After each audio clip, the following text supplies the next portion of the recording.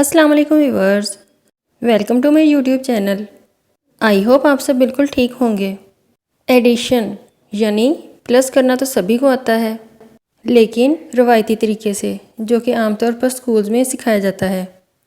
तो क्यों ना आज कुछ नया सीखा जाए। आज मैं आपके साथ शेयर करूंगी नंबर्स को ऐड करने का बिल्कुल नया और आसान तरीका, जो कि बहुत इंटरेस्टिंग भी है। तो वीडियो को स्टार्ट करते हैं। मैंने यहाँ पर कुछ नंबर्स लिखे हैं, इन्हें हम इस नए तरीके से ऐड करेंगे। एक बात आपने यहाँ पर याद रखनी है कि अगर प्लस करने से आंसर सिंगल डिजिट आ रहा हो, जैसे कि यहाँ पर 4 में 1 प्लस करें तो आंसर 5 आता है, तो हम 5 से पहले 0 लिखेंगे।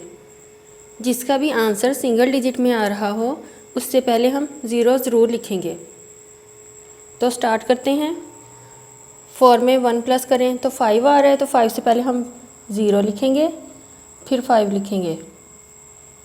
7 में 5 प्लस करें 12, तो 12 हम इस तरीके से लिखेंगे।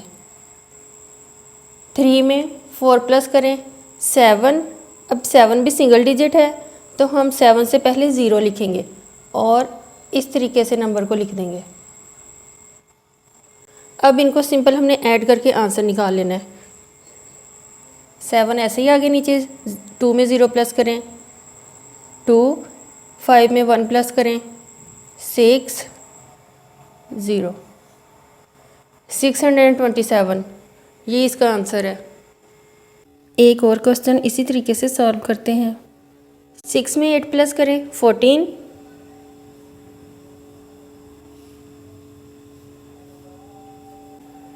9 में 3 प्लस करें 12, 4 में 7 प्लस करें 11, 0 में 6 प्लस करें 6। तो अब 6 सिंगल डिजिट है, तो हम यहाँ पे 0 लिखेंगे। 6 ऐसे ही आगे नीचे, 1 में 0 प्लस किया 1, 2 में 1 प्लस किया 3, 4 में 1 प्लस किया 5, 1 ऐसे नीचे आ गया। तो कैसा लगा प्लस करने का ये नया तरीका? कमेंट्स में बताइएगा। अल्लाह हाफिज़।